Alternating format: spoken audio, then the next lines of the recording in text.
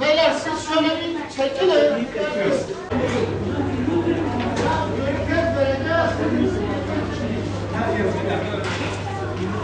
61. soruyu oranın biline yazacağız. 61, 62, 63 devamı nereye kadar? Verdiğiniz sorular üzerinde çok fazla durmayın. Baktınız ki zordur, öbür soruya geçin. Zamanınızı iyi değerlendirin. En son o yapamadığınız soruya tekrar dönebilirsiniz. Şu dergi soru kağıdınızı bu dergilerin Evet. İsterseniz ödül verilmeyecek.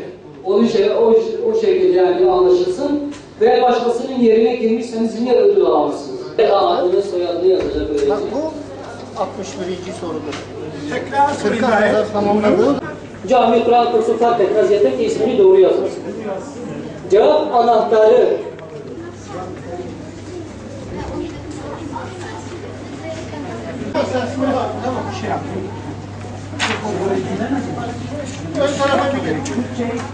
Ve kodlayacaksınız. Bir altında soyadınız, onu da yazın.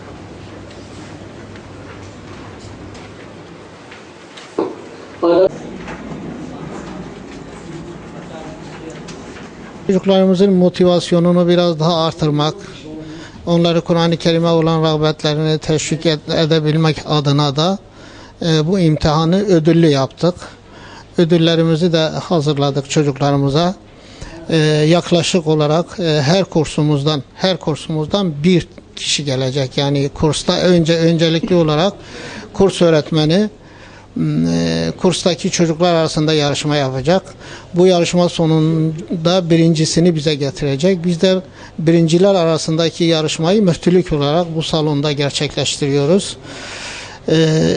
İlk 25'e girecek olan çocuklarımıza ödüllerimiz vardır. Bu ödüllerden 5 tanesi laptop, yani bilgisayar, 5 tane tablet, 5 tane bisiklet ve 10 tane de son 10'uncuya da çeyrek altın olmak üzere 25 kişiyi ödüllendireceğiz.